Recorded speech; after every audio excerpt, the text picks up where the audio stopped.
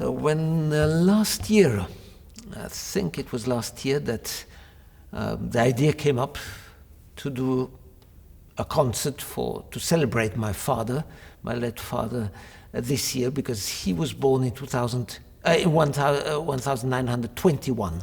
So 100 years ago. Today he would have been 100 years old. And so how to celebrate? How to celebrate somebody like that? He didn't compose, so there's no compositions from him. Then I started slowly to think about his character, what kind of person. It was wonderful for me because it asked me to look back on him, to try to understand him better. And he was a very, very, very interesting personality. Not boring at all. Every day a bit different. But there were ideas behind it who were with him for his whole life. One of them, perhaps the most important, was his will to create the future. To think of the future, not to think of the past. You can't influence the past. Those who look back in the past, stupid. There's nothing you can do about the past. Forget it. Live on the past, understand the past, but then go forward and build on the future. One of his sayings was, I think it's from Luther, who said, what would you do if tomorrow you would die? You know you would die tomorrow. If you would know, what would you do? Well, I would plant a tree. I would still build on the future, plant something which would have a future. So all his understanding of his will was, nobody is curious to know what you did yesterday. It's only important what you're going to do tomorrow. What are your plans? What do you want to do? What are you building? He was a difficult character, but he was ambitious. He wanted the new, he believed in the future. And with this idea in head, suddenly I realized that it's the children our future, not me. I am not important. He is not, actually he would be the first to say he is not important. What he left is important. What is going to happen tomorrow is important. And those are the young artists which we create, which we build up. So slowly this idea emerged more and more that we should present young children, but really young. And until what age? And then I remembered that there are some recordings of my father when he was a child. And the first recordings which he did was when he was 14. He recorded 2 pieces. I think you can still find them in the YouTube. It's Hubai Zephyr and from Chopin, a nocturne. When he was 14. He probably recorded that in Budapest. So I said, okay, this is the limit. I want to find children until the age of 14. So I looked, and the whole summer I was there for hours and hours every day looking for the ideal personalities. I want to emphasize that there is one boy who is really very interesting. I think he's from Slovakia, Gertler. He is wonderful, but he's known already in Hungary. So in purpose, I did not want him. So it's not at all that I'm not impressed by his playing, but he's known in Budapest. He played very often in Hungary. So that's the only abstraction I did, not to invite him. That there was a boy from Australia, and now we get to the new problem of COVID. COVID made it very difficult to engage the right persons because they can't come from Australia. From Japan, it's very problematic. Anyway, we've got down to 5 children, and suddenly I realized, gosh, all the 5 are girls. Where are the boys? Well, that's a different matter. I don't want to get too much in this subject, but it's true that we have more and more women coming up I'm talking about violin because that's the field I know it best, coming up now. And I wish we had more boys as well. But the girls are really fantastic. And I'm so proud now to present those 5 young girls between the age of 10 until 14 to come to play with us. So we were discussing a lot about the program, what we can do, which pieces. And I'm really very impressed by what those young children can do. And you see, that is one of the main issues of my father's. The older he got, the more he understood that good teachers, fantastic violin teachers, should not use their time in correcting students who have talent, but who have not the right school, who have not the right ability to put all their emphasis and all their capacities into the instrument because they have a bad technique. And they come to this old thing which is international. Oh, this is a child of 4 years old. He doesn't need a good teacher. It's just to start to learn the violin. Then later, it's too late. And my father understood, and the older he got, the more young his pupils became. And he's now on the end of his life, he had 3, 4, 5-year-old children. And I think this is probably the lesson we should all take from that if you are a good teacher, start with the children, start with the 3, 4-year-old children. I was in a certain side also like that. I had also to play. I started violin when I was 3, 4 years old, and my father was very intransigent. But I still could play football. I could play with children. Still had friends. We played. I have old photos where I played Indian, with the children with the flags and tents in the garden and that. It's probably a question of mixture, of balance, how to do.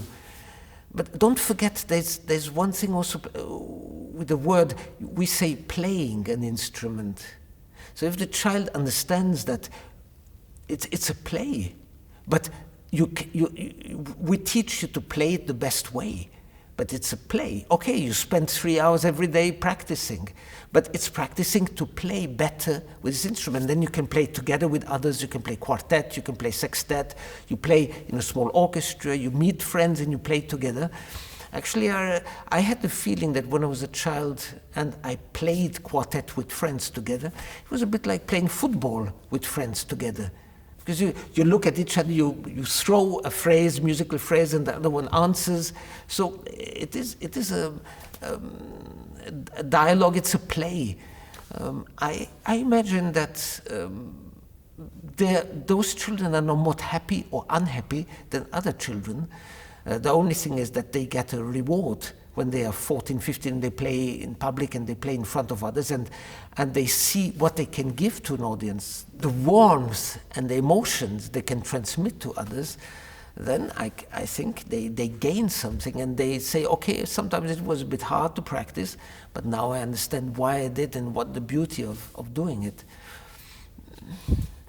But difficult, it's happy. What is happiness? How do you describe what makes a child happy? Chocolate makes him happy, but I think if you say outside of music and you talk, having a good note at an exam makes a child happy, and suddenly when he gets a good note, a good result of an exam, suddenly the hours and hours he spent preparing for this exam suddenly makes sense. I'm very curious also to meet, because I've been talking a lot now with those 5 soloists, but I've never met them personally. I don't know them. So to meet them, I want to add one thing which is interesting talking with that. There's always a strong or mother or father behind. So they are not alone. Usually it's the mothers, but there's also a case of a father. But they are behind. They are there, and they help them. They promote them. They want their best. It's very necessary. They're not alone. They feel they are a team. They're a real team, and I admire very much this combination, the mother and the child, to bring up forward the best of those children. So I wish very much and hope that all of you would be very curious to come to listen to those programs. And the program is not boring at all.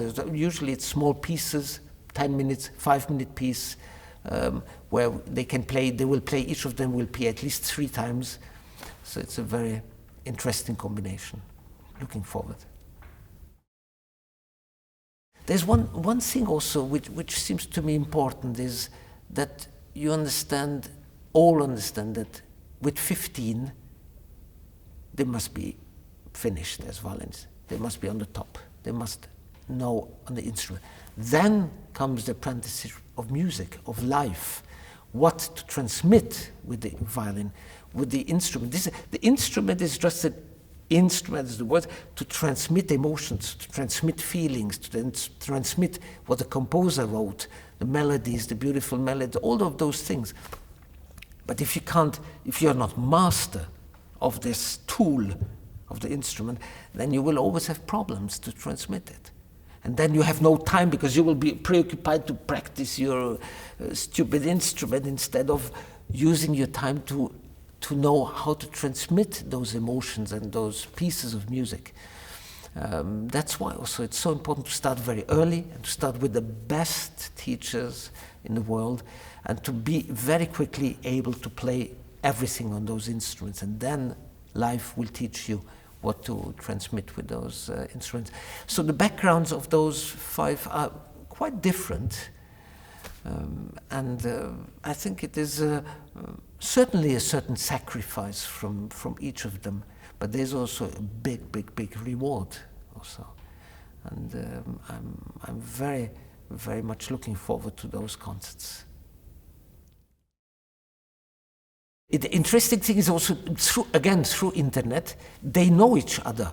On the beginning, I've not told anybody of those 5 who are the other. So it's just about a week ago that I've informed the others and saying, now this is, and they're all very much, they know obviously from each other because they have seen the recordings of this girl or of that person, and they know of each other, and they're very much looking forward to meeting each other here in Hungary and to celebrate. Or perhaps also one thing I should add, that when they knew that it's about the celebration of my father, obviously none of them knew my father personally, but they all heard his recordings and know about his playing, and they're all very, very proud to be invited to play 4 concerts celebrating his memory. So this is also a nice connection.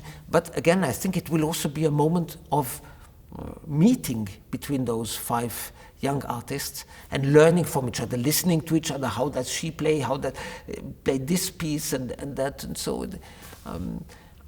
I think it could be also a wonderful idea in the future also to make those important. For me, very important to make clear, this is not a competition. It is 5 beautiful artists who play together. They will also play one piece by Vivaldi where they play all together. So it is absolutely no competition. It is just to celebrate in the memory of my father, and all of them will give their best, warm feelings, and it's a wonderful meeting of all those artists in Hungary.